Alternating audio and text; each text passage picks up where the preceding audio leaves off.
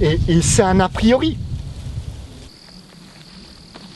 Ah oui, et comme d'hab, j'oublie toujours, hein, donc 3 manuels disponibles, Rob Roussmat, Esprit critique, donc sur l'étude. Rob Roussmat, hein, c'est tous les fondements, les évidences qui sont jamais expliquées en maths. Esprit critique, c'est sur l'étude. Et puis un sur la grammaire, hein, la grammaire de base, pour y découvrir tout ce que c'est que les choses, ce que c'est que la grammaire, hein, et à quoi ça sert. Voilà, très bien.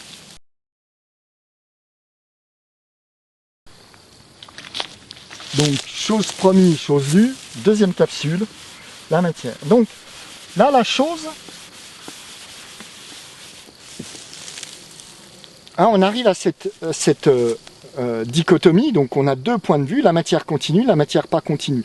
Donc, si elle est continue, je peux toujours la couper, et tout ce que je coupe, ça sera un morceau de matière, et infiniment. Et là aussi, philosophiquement, on se dit, waouh, mon Dieu, où est-ce qu'on nous mène? Où est-ce qu'on va? Soit à un moment, je ne peux pas le couper, mais là, on tombe vraiment sur quelque chose sur lequel on bute intellectuellement, c'est que pourquoi je peux couper avant, et pourquoi d'un coup, je ne peux pas couper? Ça n'a... Voilà, ça va pas, quoi. Hein, d'accord? C'est le genre de choses où là, on rentre vraiment dans une approche scientifique de la chose. Donc, le truc, il est entre les... ce qui est vraiment gênant, c'est que la solution, elle est entre les deux.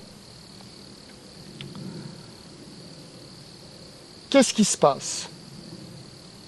Je coupe ma matière. D'accord? Je la coupe. Je reprends un morceau, je le recoupe. Ok. Et je constate que, qu'est-ce que je vois? Qu'est-ce que ça veut dire? Par exemple, si je prends du fer, ce morceau-là, hein, chaque morceau que je coupe, ont les mêmes propriétés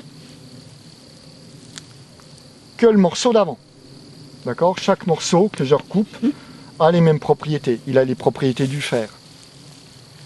D'accord? Il va avoir une température de fusion, une température de... il a une certaine densité, etc., etc. Il aura toujours les propriétés du fer. Et qu'est-ce qu'on constate quand on fait l'expérience, qui est pénible à faire, hein, autrement on l'aurait fait depuis longtemps, à un moment, je vais couper. Bon, je coupe en deux, hein, pour faire simple, mais comprenez que je ne prends pas un ciseau et puis hein, on est à une échelle où, quand je dis couper de la matière, hein, c'est des choses qu'on fait à ce niveau-là. Ça consiste à prendre deux morceaux de matière très petites et puis à les faire se percuter, puis on voit ce qui se passe. D'accord? On n'est pas du tout dans la même... ça s'appelle un accélérateur de particules, et voilà. Donc, qu'est-ce qui se passe? Eh bien, qu'est-ce que je constate? Que ce que je coupe ici, ce que je vais casser, ça ne va pas me donner des morceaux. Ça va me donner autre chose. D'accord? Ça va me donner... Alors, je ne vais pas rentrer là, maintenant, dans le autre chose. On fera ça dans une autre capsule. Mais ça me donne autre chose que de la matière. Et rappelle-toi ce qu'on a vu sur la matière. La matière, elle est localisable. C'est sa principale propriété. Je peux dire, ce morceau, ce truc, il est là. Eh bien, ce que je vais obtenir ici, c'est des choses qui perdent cette propriété. Alors, quand je dis des choses, c'est dangereux. Alors, je propose un terme, hein, on rentre dans la physique des particules, mais je pense que le mot particule est malvenu, parce que quand on dit particule, on pense à un morceau de matière. D'accord? Or, quand on parle de particules, là, dans ce contexte-là, enfin, des fois c'est de la matière, mais très souvent ça n'en est plus, c'est ce qui constitue la matière, et donc je propose le terme de tarpicule.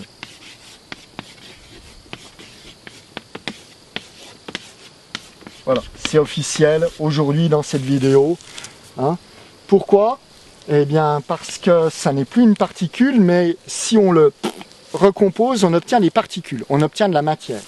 Hein, ici, il faut bien comprendre que quand on parle en physique, physique nucléaire, donc physique atomique de particules, ça n'a rien à voir avec ce qu'on... Hein, ça n'a pas les propriétés, et la principale propriété, c'est que ça n'est pas localisable.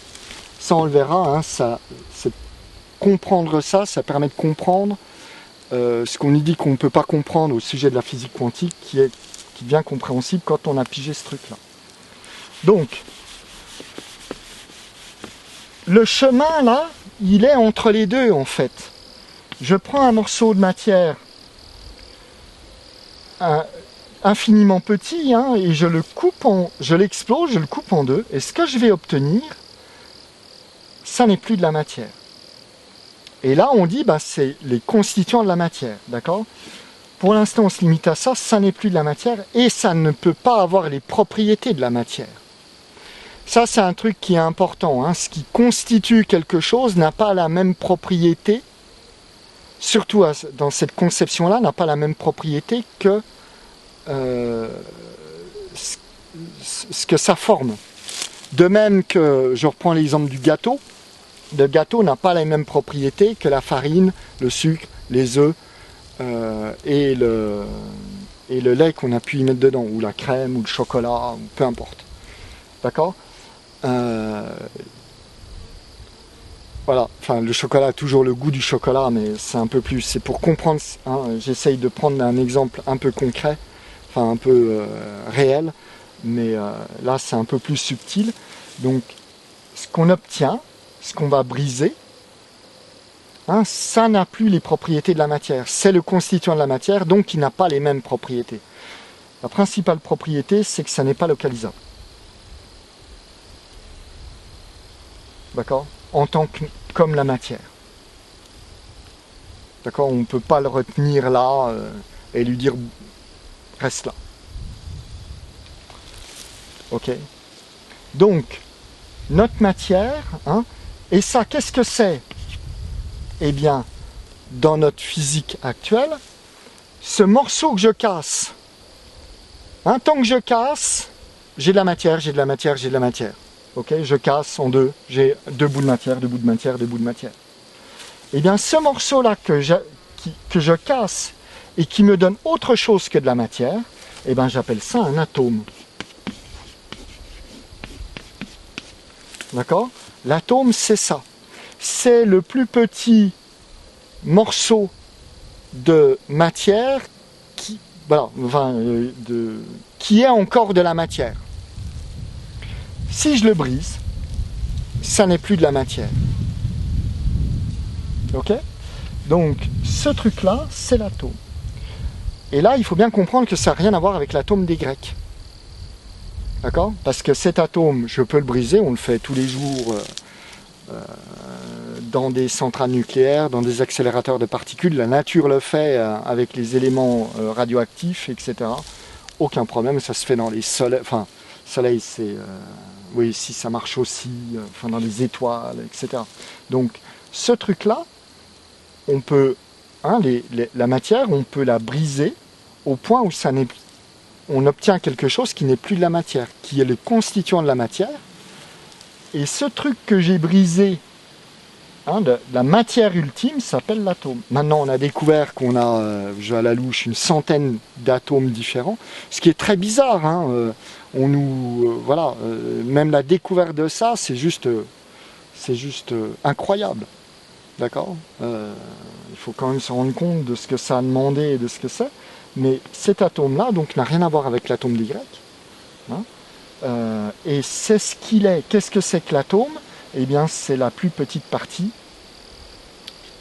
de matière. Une fois que je brise un atome, ce que j'obtiens, c'est autre chose que de la matière. C'est ça qu'il faut comprendre. J'insiste, ok, lourdement, mais parce que ça me paraît, c'est pas si simple. Pour moi, ça me paraît évident, mais les évidences sont dangereuses en enseignement. Donc, ça c'est pour dire, voilà.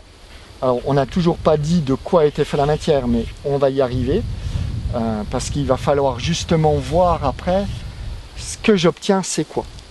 Donc fin de cette capsule, et on est arrivé à l'atome.